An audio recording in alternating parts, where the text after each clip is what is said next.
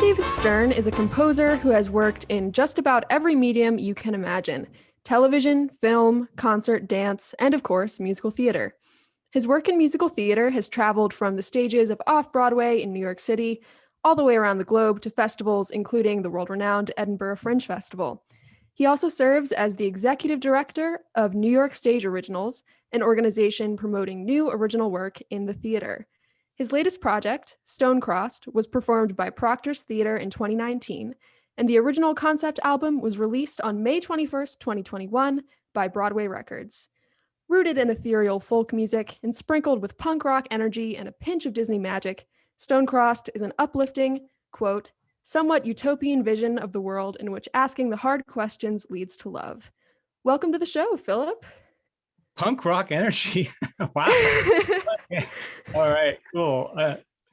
I don't know. Yeah, maybe a little bit upbeat here and there, but no. But thank you for having me on the show. Appreciate it.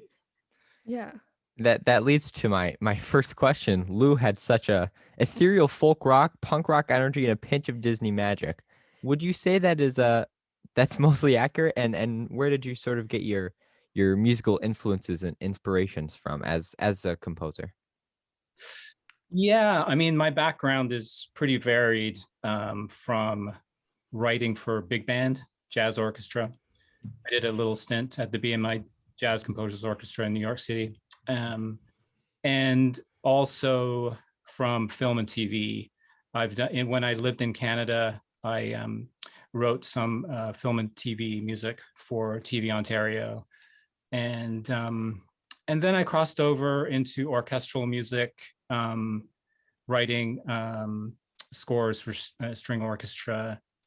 And so I have kind of a weird background in that it's like I've done a lot of things. In Canada, I also worked with a jazz saxophonist, and we did pop stuff there. And I produced a lot of stuff, other music in Canada. So my background is pretty diverse. And I don't know if that's a good thing, but it, like for musical theater and for this piece, for Stonecrossed, definitely I was kind of delving back into some of my progressive rock roots, but also, there's a little bit of jazz in there. There's a song called That Dress, sung by Ellie McLemore on the Spotify release. And so I guess in this particular album, you're going to hear sort of a lot of different styles and sonic variations that kind of reflect this kind of diverse kind of background. So there you go. Yeah, I wasn't sure how accurate punk rock was or not, but there were some times when I kind of felt like I wanted to like fist pump along with the music, and I thought that qualified. So oh no, that's absolutely cool. I feel like that's awesome. That I think each human has their own experience, and so when they hear something, they draw from their own experience of music, and that's very cool to me to hear. That's kind of what you kind of gleaned from it. So no, I'm not at all offended by any sort of subjective comments about your opinion of, or your, not your opinion, but your thoughts on the genre, because I love it. It's great. You have your own taste and like, so yeah, that's very cool. So what was the genesis of Stonecrossed? Like, how did it start in your brain, and then how did it get out into the world, into a show? Yeah, that's a really good question. It kind of started with some of the workshops I've been doing in Vermont. They're musical theater workshops run by the Vermont Musical Theater Workshop at Spotlight Dance Theater in Burlington. And we started putting together some of my musicals for the students. And one was called Young Dr. Jekyll. And it was like, okay, we have a lot of kids and we need to give them all something to do. And that kind of was the genesis of me starting to think I need to like write a show. And I kind of was thinking in the educational market, because I need to write a show that's inclusive, you know, that has a lot of interesting characters, that has a really powerful message, or a message that's a positive message about coming together in love. So that's kind of was, for me, that was actually the genesis of the show. Then I started going in my mind to like, where would this take place? And I kind of was like, well, how about, you know, somewhere extremely bare and simple, and where one could be in a completely other world. And then I started thinking, well, why not set it in the Stone Ages, where, you know, I can sort of draw on parallels between the Stone Ages and today. And so that was kind of, you know, kind of the genesis of the Stone Age thing. And really, then I started looking at the model of Romeo and Juliet and West Side Story, and the concept of two kind of opposing sides. And I wanted to kind of make it about that hate is learned. Like, people learn, they get it, they're told, oh, you're supposed to hate that person. So that's kind of the whole genesis between the two sides. They actually don't know why they hate each other. They just know they're supposed to. And that kind of led to this Two Sides, West Side Story kind of thing. So I kind of followed the Romeo and Juliet, the Shakespeare, like, sort of shape throughout the piece. And though in this piece, they both live at the end. Oh, I guess that's a spoiler, right? We can have a spoiler warning at the beginning. We'll put it in big flashing letters. I don't think anyone's gonna mind. But so in the end, well, and there's also, like, I have a lot of earth metaphors. Like, the earth is always, there's a fault line, and there's always rumbling, and there's glaciers melting, and they have very hot days and very cold nights.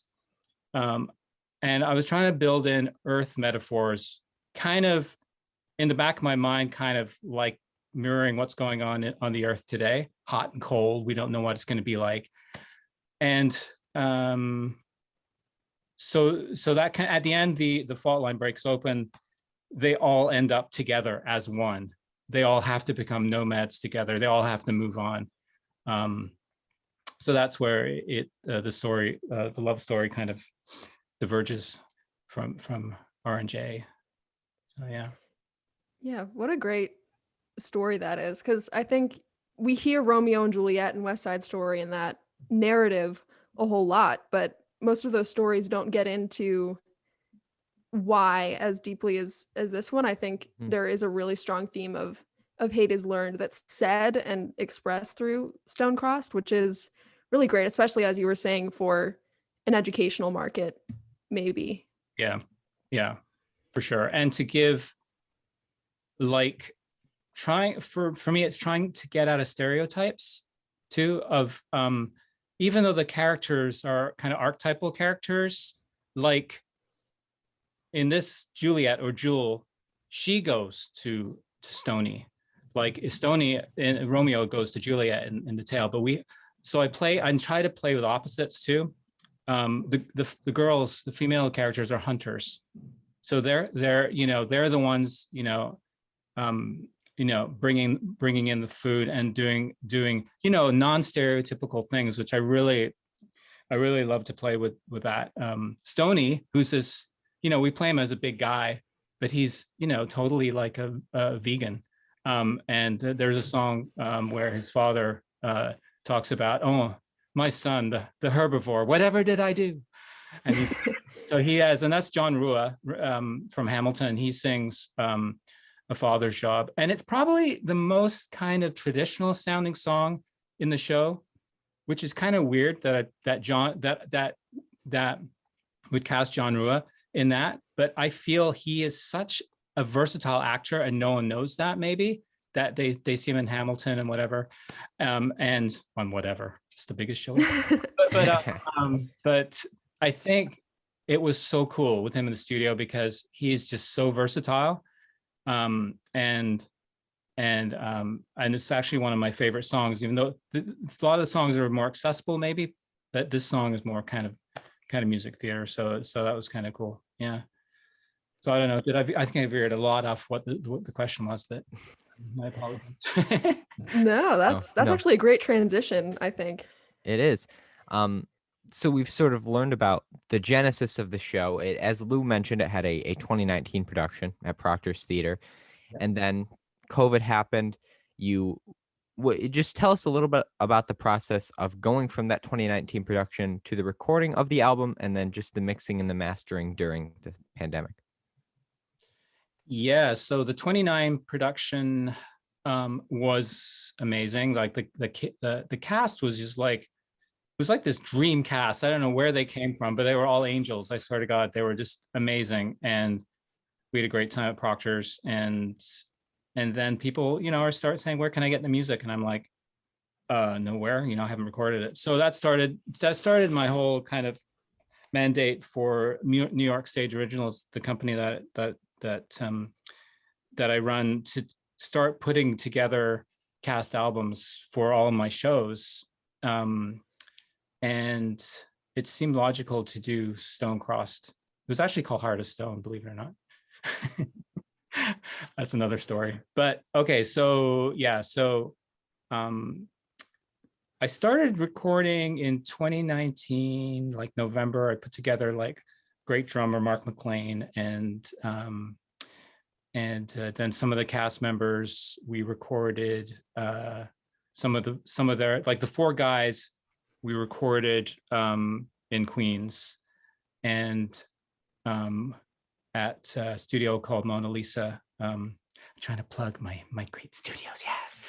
Yeah. Sure thing. Amazing. Okay. Anyway, and I also have to plug Chris Gilroy, my sort of steadfast engineer associate who we kind of mixed the thing together, and so anyway, he was there, Chris Gilroy, and we did some sessions at Douglas Studio in Brooklyn, and we laid down the drums, and then drums and bass, and then kind of January, kind of started hearing about, there's this bug out there.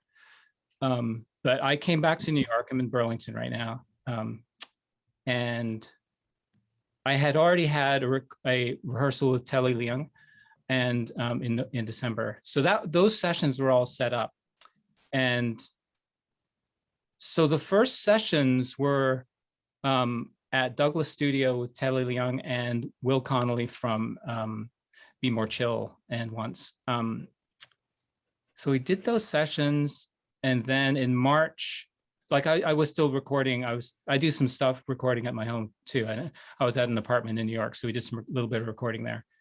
Then COVID hit, and sort of all the Christina Alabado, we had a rehearsal at my apartment, and we were about to record literally the day of that we were going to record, like Broadway shut down. And she said, let's just figure out another time to do this. So she left. Everyone left. It was crazy. It's like, okay, I have no one in New York. So we, Lisa Hopkins is also my partner in crime, writing and editing and stuff. We went back to Burlington, and so that from then on, kind of, I was either in Burlington or in Canada, because where I spent some time too. So I was here in Burlington or in Canada, trying to figure it out. And what happened with the show is it actually started developing. It was kind of like, as a composer, I'm so used to being isolated and happy, like, being alone and stuff. So I was in a zone. I swear to God, I was in a zone where I started kind of, this is a concept album. I should make it a concept album, not worry about logistics of actors entering or you know, and stuff like that. So I kind of started going back to some of the themes of the show and developing, like at the very end of the show, there's one piece where Stoney finds Jewel and she thinks she's dead. That was like, boom, boom, boom. It happened like really fast. That ended up being this three-piece kind of epic 3-part thing where first part is Stoney, he's in euphoria, then he finds Jewel and he like freaks out. And then he sings this lament called Breathe. This is Antonio Cipriano. I have to say, he is like, I just can't believe his voice is incredible. And he's also such a sweet person to work with in the studio. He's so amazing. So you know, he really, when he gets in the studio, it's like, he's all there, all his energy, and is so laser focused. And that, I don't know, is just amazing. I was so thrilled with all his performances. In fact, I kept asking him to come back. Like, oh, can you do this other thing? Yeah. So he's like in North Carolina, visiting his girlfriend there, and I asked him, can you just like drive to Tennessee? And I have a studio there and a cellist I work with, and so he drove up there to Tennessee, and he actually laid down Breathe and a song called Celebrate at the end, and he, you know, all safely done. And you know, COVID, the engineer separated from the singer and everything. So, and just to follow that trail of Antonio, he recorded in Tennessee, and then he ended up in LA doing auditions out there. And I had another song. I said, hey, Antonio, can you sing on this song? So I have a studio called Double A West that I work at with Chris Montgomery out there and another Chris. And he laid down a couple more tracks out there. So he recorded in New York, in Tennessee, and in Los Angeles. And so I thought, I mean, that kind of shows you where the, you know, the whole, where everyone was, right? Everyone was everywhere, just like, yeah. You know, they went to their back home or whatever. And so, but everyone was so amazing to figure out in their schedule. And I would kind of say, look, everything's going to be COVID safe. You can just walk in the studio. You'll be behind the glass. I'll be on Skype or, you know, FaceTime or whatever. And so that's kind of how all that happened with the actors. And, you know, I was, you know, quite happy with that because, you know, for me, it's not really that much different than sitting in the booth listening. And especially if the internet's good, you can make comments right into the, you know, into their headset. And it's pretty similar, you know, to regular sessions. So that was pretty cool. And so that all kind of worked out. And same thing, Christina Alabado, she ended up, we couldn't figure out a time. So it was like, I think August last year, maybe it's July. And she came she was out West too. Everyone was out West, go figure.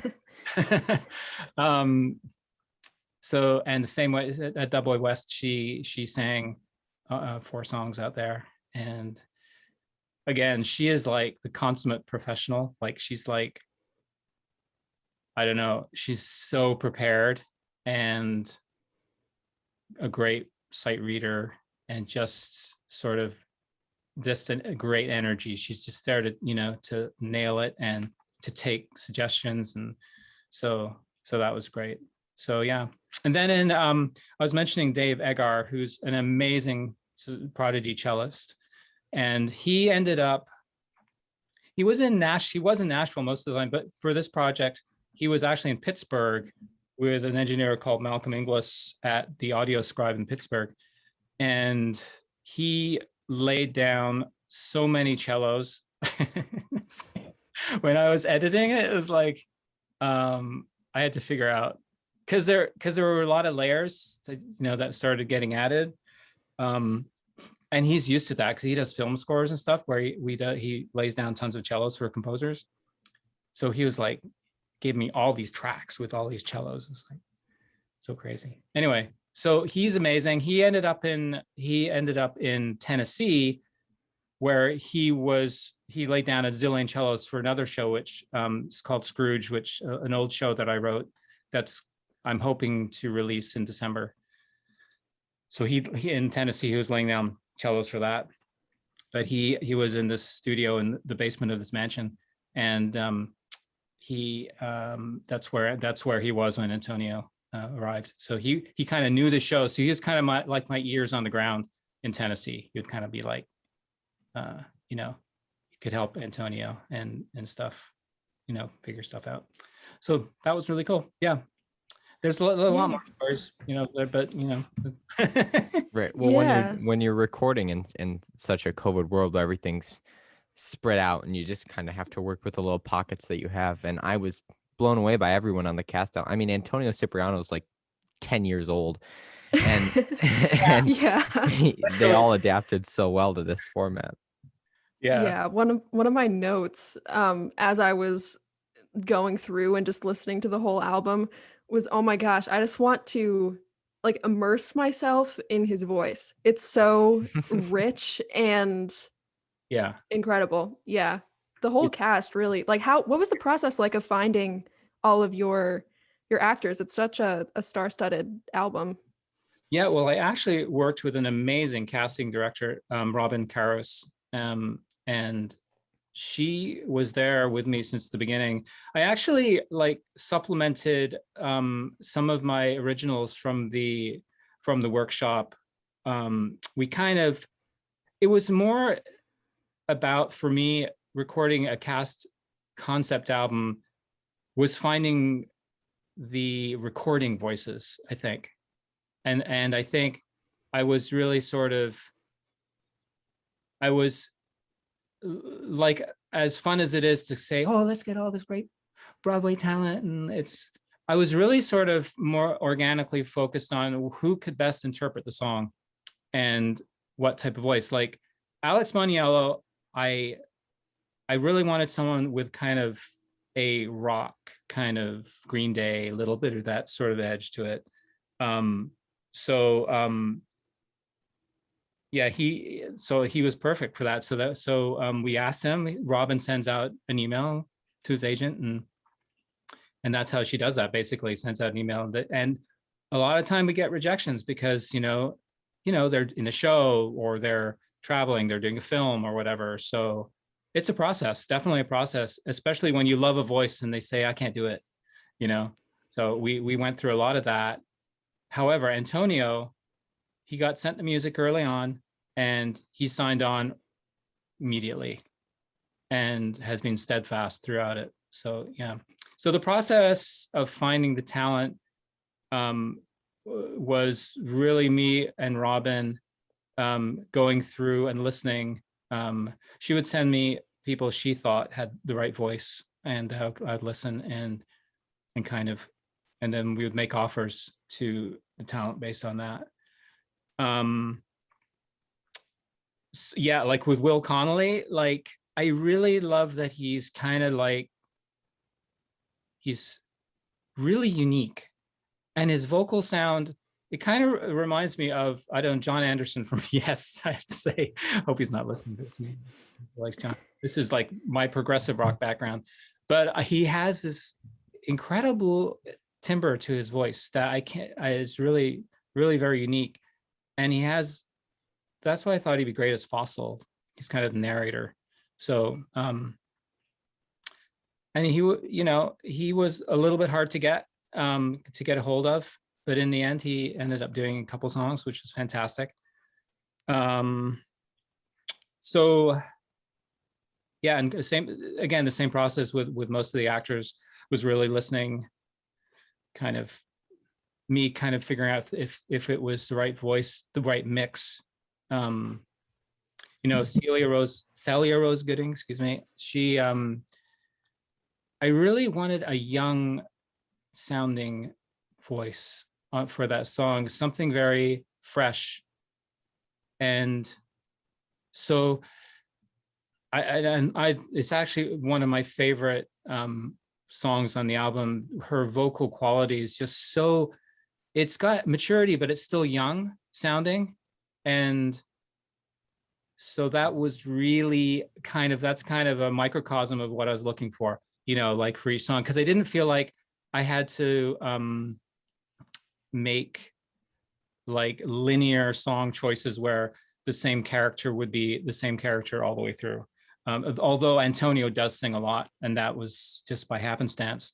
But so I did really try and keep it more concept-y by having a really wide variety of vocal qualities that would best interpret each song. So yeah, but Robin was amazing, Robin Karras, and then I have these 4 guys from the original show, Mitch, Matt, Lenny, and Johnny. They are just the sweetest guys, but also super talented. And they've been a force all the way through. They all got together, they came to the studio together, we laid down all their tracks. And there's a song on the album called Just Like Normal, where I kept that whole troupe together. It's a buddy song. They're kind of 2 pairs. There's Basalt and Feldspar, and all the characters are named after rocks, as you may have guessed. Basalt and Feldspar are kind of supposed to be mean, and they're supposed to be like, but they just don't really come across as mean. So you kind of hear in their song, they're kind of like, yeah, we get to be like way getters, right? And they're like, yeah, we're way getters. That's their term. So they're kind of like best buddies. And there's actually, I think Feldspar has a crush on Basalt. We kind of get that inkling at the end where they jump across the fault line. So there's a little story that goes on there between Basalt and Feldspar. And then Tough, Stoney and Tough. Tough is a panter. He's got this situation where he doesn't sweat, but he pants. And so they have their half of the song, is like, we've been best. Everything's going to stay the same. We're going to be just like normal. We know because Stoney met Jewel that it's not going to happen. And so Tough will sing the song where he loses his buddy called Me Without You. Soon after that, where Stoney says, no, I want to go to this Tuscan Mask rave thing called Cave Rock without you. And so Tough is like, he's heartbroken. So there's so much great stuff about friendship throughout this story too. It's not just the love story. It's so much about friendship. I love Tough. Oh my gosh. The Telly Leung song is especially, I just thought it was so great. And the breathing was so unique, the way like the panting got through that whole song. It was such a joy to listen to. The breathing on Without You, Me Without You, there's a breathing at the end is frothy. He was in New York, and I met him, and he came over and demoed the song Me Without You, and he did it in the right timing. It was like, and that's his breathing on there. Sorry to interrupt you. I just had to say that. It was funny because it's funny that I think in the recording process, it's like demos are like, in my experience, never treat them as demos because you never know what you're going to use. And that's especially in film scoring, where you send a director a little piece of music and they fall in love with it and they say, okay, but that's not the real thing. And then they go, and then you change it and they go, well, they go to you, what happened to that, that original thing? So I never underestimate the power of what happens in demos. And in fact, some of the singers on the album are from demos, from like their little riffs and stuff in Celebrate that are like Emma Lord is just amazing soloist, does one at the end. Hannah Bonet does one too, and they're actually ended up on the masters. So yeah, it's just sort of a really interesting process. But I think I interrupted your question. Sorry. No worries at all. I love the insight. It's such an interesting way to tell a story, and you still get. I was constantly surprised and overjoyed at how much you get. Not just in the main love story, like Lou was saying, but you get all these little tidbits that you can get if you really take in the album fully. I want to ask about sort of broadening the conversation a little bit to what your hope for your future in your career with albums like this, what you hope for that, and just what you see as the future of this sort of concept album genre in the industry. What is its place, and how do you think it can continue to grow? The concept album idea, I think, is really interesting because I've heard a lot of sort of talk in the industry about other shows doing like EPs of their musicals so that they can get some of the music out there and get a fan base. And I think as a marketing tool for new shows, it's a great way to learn who your fan base is. And if it's a great way for producers to go, oh, look at what's happening with this, and maybe I should listen. So it's almost a really inexpensive way for producers to, or artists, not producers, to sort of dip their toe into how their musical might do or fare in the commercial world. So I think that's super interesting because I think, shows they're always changing. It's like, it's not finished. I mean, ever. Like, it's like mixing. It's like when I was mixing this, it's like, you can go on forever tweaking. And it's like a show, like it changes, it morphs. So I think it's great, like for me, a learning process too, to think of it as an ongoing process. Like Stonecrossed is Stonecrossed, the concept album. It may, when it ends up in New York or regionally or in a school show or whatever, it may end up slightly different because it's morphing, changing through the time. So I think the idea of a static thing as an artist, I think for me, it's a learning process of learning when you've hit the optimal point where you shouldn't spend any more time on it and let it go. And that was kind of interesting for me because I've actually, throughout my career, I've worked on other people's albums, but I've never actually released an album of my own music. So it's like, so for me, it was like, I did want to do a certain amount of like, getting it right. But I I've already hit my goal. So let's put it that way with the future of, obviously it'd be great if, 200 colleges from around the world were enjoying the characters, enjoying the music, enjoying the message. I would love that. That would be fantastic. I'm not, I can't say I mean, Broadway's nice and off Broadway's nice and all that stuff. But like, you have to be realistic about that sort of thing. Like, it takes a lot, and a lot of shows get up Broadway and pandemics hit. It's like, it's like, again, it's like, I guess success is, everyone determines their own success. For me, it was working with the artists last year. That kept me going. It was amazing. That was my first big success. Releasing my first studio album after all these years was my big success. And so whatever happens from here, I think is kind of, icing on the cake. So I'm just going to watch and see. Right now, my head is, I want to help it as much as I can. I want to help. I'd like, the actors with songs to help them. I'd hope it helps them. And then I want to, my next process to put the Scrooge album out.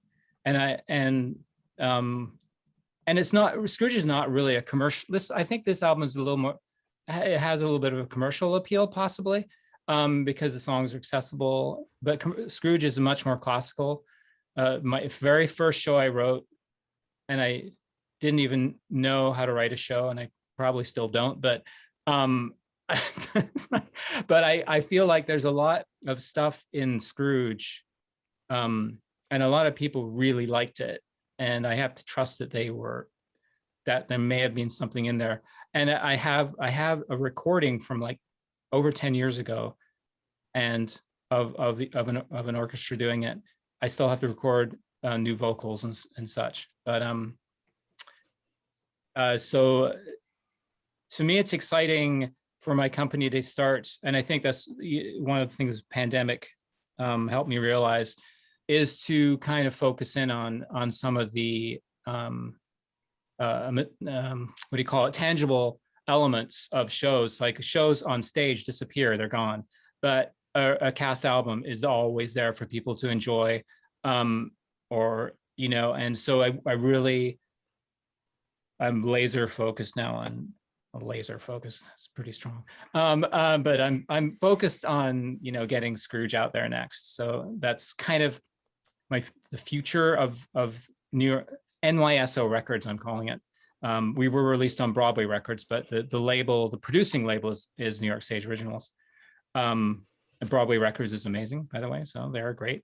Love you guys. Yeah, so, so again, we have another show called Dream, and we did that as a workshop up here. We toured it. It's a version of Midsummer Night's Dream. So again, there's kind of a Shakespeare theme going on there. The show I'd like to cast album that too. I'd like to cast album the score to Tap Kids, which is a tap dancing musical. Lisa and I toured for like 10 years and has a kind of a contemporary kind of score, maybe kind of dated now. So, yeah, but so I might update it, and it's all instrumental. And so, but I'd like to release the whole of the Tap Kids, what the material we toured with. And then we have a new show, Young Dr. Jekyll, which I wrote, which is a smaller show, 5-person show. And we did that at Proctor's too. And I've actually started recording that. I've started putting some of the songs together. So that may be an EP first before putting that out as an album. So that's kind of like the future for me. Is I'm really kind of interested in doing more recording, getting back to my roots, and getting the shows out for colleges and schools to do, and then connecting with the New York community too. So yeah, so that's such a freeing way to look at things, to just be able to sit back and say, I'm going to help where I can, but I've done this is made, and I can look at it and say it's not completed, as you mentioned, but I have a tangible product out there, and now I just get to sort of sit back and watch what happens. That's very exciting. Yeah. And I don't want to, I feel like, and I get it with artists, and like, it's so easy to just fall back into wanting just to write. And there is that whole business side, which is hard. And you have to give it to the artists that make it, how they do it, because they have that other skill, or they find someone, they align with someone with that other skill. But that is like, that's a hard part too, is the marketing part. And just from the start, from what I'm seeing now, and I'm learning, there are so many cogs in that wheel of like marketing today too, like with social media, and now TikTok is exploding for musicals, and Spotify's like the go-to for streaming now. Though I think Tidal has higher resolution.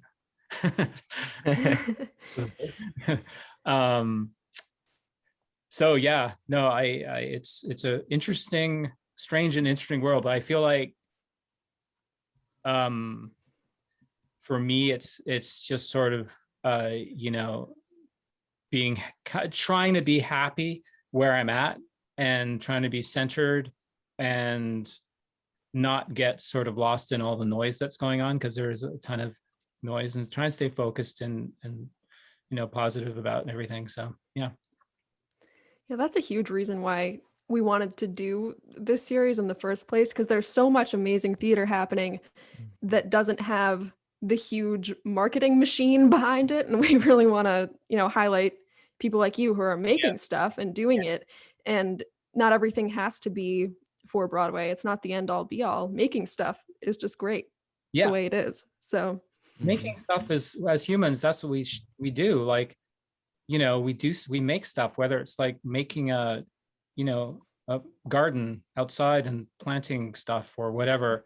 I think making stuff, just the act of making like that. And that's why I think the act of making the album, the act of mixing is incredible. Like, it's such a great sort of cathartic feeling. So yeah, I'm totally into that. I and it's easy to continue. And that's why I'm going back to the thing about, like, for me, it'd be so easy just to, make and stay in my cave and, and make. But there is the other side, right? Like, for artists, which is difficult, can be difficult. Some find it easy.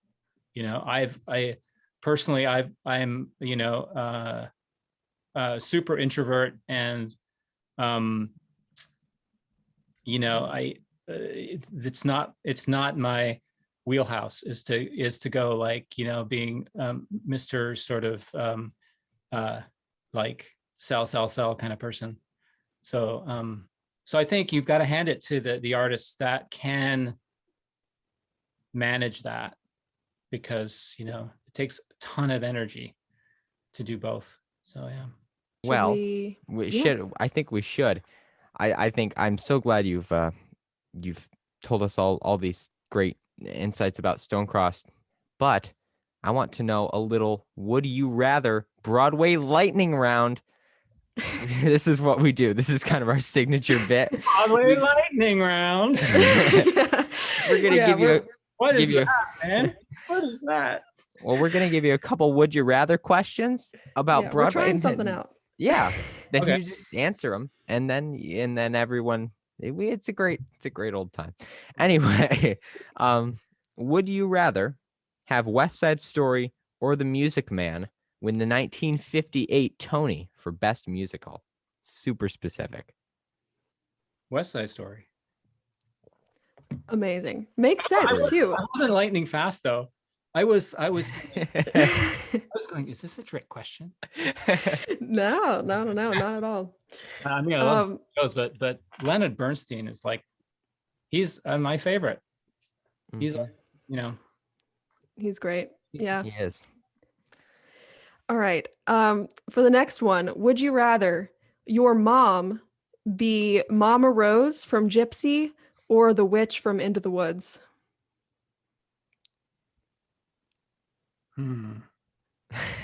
It's hard, isn't it? It's a tough one. I would rather my mom comes down to New York when we premiere Stonecross up here at in Spotlight in Vermont. No, I'm sorry. That's totally cool. I don't know. Can I have some more choices for that? Oh boy. Musical theater who mothers. are some other moms? Now of course I'm blanking on every mother in all of musical theater. I just thought of a really great mom. So this would probably be a good option, but Heidi from Dear Evan Hansen. It's a really sweet mom. Right. Or Fastrada from Pippin. She's an interesting mom. Let's go with Heidi. All right. Yeah. That's reasonable. She's a lovely, supportive mother. Unlike the two options we gave you, which is more of a lesser of two evils situation. Speaking of a lesser of two evils, depending on your opinion on the state of Broadway, would you rather compose the score for a movie adaptation musical or write the book of a jukebox musical? Write the score for a movie adaptation. Yeah. Gotcha. Sounds good. All right. And this one is kind of an apt one to end on. It's a long one. Would you rather see as much live theater as you want for free, but never be able to listen to the music at home, or have unlimited access to archive recordings, cast albums, etc., but never be able to see live theater ever again? Ooh, wow, man. Okay, that's gonna get me in trouble, right? So I'm gonna go with liking neither. Valid. No, Totally, I'm totally I'm valid. gonna go with somewhere in between, because I think both are so great. And I think to choose would be like, yeah. That's reasonable. We won't I had a make very you. difficult time. No, we won't impart that on. Man, We're purposefully we're not- cruel in these yeah, questions. this is really cruel. Yeah. Yeah. All We right. are known for our cruelty. Well, Great. yeah. Well, right. thank you so much for coming on the show and telling us about Stonecross. We appreciate it so much. We love the album, and we're so glad to have spoken to you about it. Great. Thank you for having me. So much fun. Yeah. Thank you so much. Amazing.